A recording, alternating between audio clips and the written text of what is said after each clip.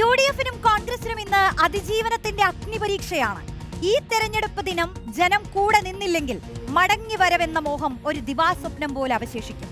എന്നാൽ കൈവിട്ട് പറക്കുന്ന പട്ടം പോലെ കോൺഗ്രസ് നേതാക്കൾ ഇന്നും പല വഴിക്കാണ്.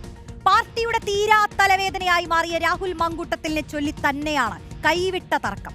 കോൺഗ്രസിലെ സ്ത്രീലമ്പടന്മാർ എന്ന വാക്കുപയോഗിച്ച് വോട്ടെടുപ്പ് ദിനത്തിൽ മുഖ്യമന്ത്രി വജ്രായുധം പ്രയോഗിച്ചിട്ടും അതിനെ ഒറ്റക്കെട്ടായി പ്രതിരോധിക്കാനാവാതെ വട്ടം ചുറ്റുകയായിരുന്നു കോൺഗ്രസ് നേതാക്കൾ. ആദ്യ വോട്ടെടുപ്പ് ദിനം ദിലീപിന് നീതി വേണമെന്ന് പറഞ്ഞ് വാചാലനായി പടിവാതിൽക്കൽ കലമുടച്ചത് UDF കൺവീനർ ആണെങ്കിൽ, അന്ന് അപകടം മണത്തെറിഞ്ഞ അദ്ദേഹത്തെ അതിവേഗം തിരുത്തിയ KPCC പ്രസിഡന്റ് തന്നെ ഇന്ന് എതിരാളികൾക്ക് ആയുധമിട്ട് കൊടുത്തു. രാഹുൽ മങ്കൂട്ടത്തിനെതിരെ വന്ന രണ്ടാം പരാതി രാഷ്ട്രീയ പ്രേരിതമാണത്രേ. ധൈര്യസമേതം പരാതി നൽകിയ അതിജീവിതയെപ്പോലും സംശയമുനയിലാക്കുന്ന പ്രതികരണം.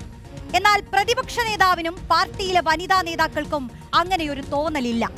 സർക്കാരിനെതിരെ പോർമുഖത്ത് പ്രയോഗിക്കാൻ ആവോളം ആയുധങ്ങൾ ഉണ്ടായിട്ടും ജനം ബൂത്തിലെത്തുമ്പോൾ നേതാക്കൾക്ക് പാർട്ടി പ്രസിഡന്റിന്റെ കൈവിട്ട വാക്കുകൾക്ക് മറുപടി പറയേണ്ടി വരുന്ന ഗതികേടാണ്.